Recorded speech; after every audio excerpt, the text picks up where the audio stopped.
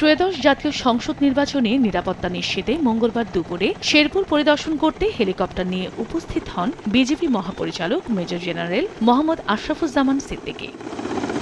এ সময় বাহিনীর ঝিনাইগাতি নির্বাচনী বেস ক্যাম্প পরিদর্শন করে গুরুত্বপূর্ণ স্থানগুলোতে চেকপোস্ট স্থাপন, ভোট কেন্দ্রে আইনশৃঙ্খলা পরিস্থিতির নিয়ন্ত্রণে ক্যাম্পের সদস্যদের দিক নির্দেশনা দেন বিজিবি প্রধান। নির্বাচনকে ঘিরে ময়মনসিংহ ৩৯ বিজিবির অধীনে জেলার ৫টি উপজেলায় এরই মধ্যে বিজিবি সদস্যদের মোতায়েন করা হয়েছে।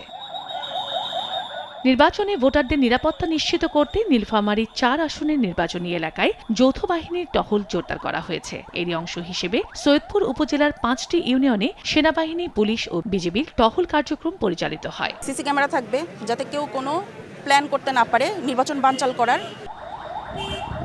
এদিকে মৌলভীবাজারে আনসার ও গ্রাম প্রতিরক্ষা বাহিনীর আয়োজনে এম সাইফুর রহমান স্টেডিয়ামে নির্বাচনের প্রস্তুতিমূলক সমাবেশ অনুষ্ঠিত হয়। এবার জেলার সব ভোট কেন্দ্রে আইনশৃঙ্খলা পরিস্থিতি নিয়ন্ত্রণে ৭,২০২ জন আনসার ও ভিডিপি সদস্য মোতায়েন থাকবে। যারা সেকশন কমান্ডার থাকবে তাদের অস্ত্র থাকবে, সেকশন 2IC অস্ত্র থাকবে, এবং এবার ফার্স্ট টাইম আমরা প্রিজাইডিং অফিসারের সাথে একজন অস্ত্রধারী দিয়েছি।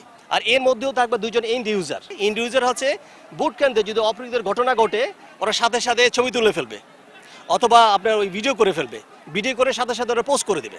আর এই ইন্ডিভিজুয়ালের কাজ করবে হচ্ছে বাকি অপর প্রান্তে কাজ করবে আমাদের বলে রেসপন্ডার গ্রুপ কারা হচ্ছে এটা আমাদের আনসার স্ট্রাইকিং ফোর্স থাকবে, এর বাইরেও থাকবে আর্মির স্ট্রাইকিং ফোর্স আছে, আমাদের পুলিশের স্ট্রাইকিং ফোর্স আছে, আমাদের র্যাবের স্ট্রাইকিং ফোর্স আছে, বিজিবি স্ট্রাইকিং ফোর্স আছে, তারা ওই রেসপন্ডার হিসেবে কাজ করবে। এর আগে সোমবার রাতে জেলার বড়লেখা উপজেলার সীমান্তে তারাদরম এলাকায় অভিযান চালায় বিজেপি। এ সময় 3টি পাইপগান, ভারতীয় 24টি পাওয়ার জেল, 19 উচ্চ বিস্ফোরক, 23টি ডিটোনেটর এবং 15 মিটার ডিটোনেটর কর্ড জব্দ করা হয়। পালিয়ে যায় দুষ্কৃতকারীরা। এছাড়া একই রাতে নাটোরের সিংড়ায় মোটর গ্যারেজে অস্ত্র কারখানার সন্ধান পেয়ে অভিযান চালায় সেনাবাহিনী। এ সময় একটি আগ্নেয়াস্ত্র ও অস্ত্র তৈরির বেশ কিছু সরঞ্জাম এবং কাঁচামাল জব্দ করা হয়। আটক করা হয় আব্দুল্লাহ নামে এক যুবককে।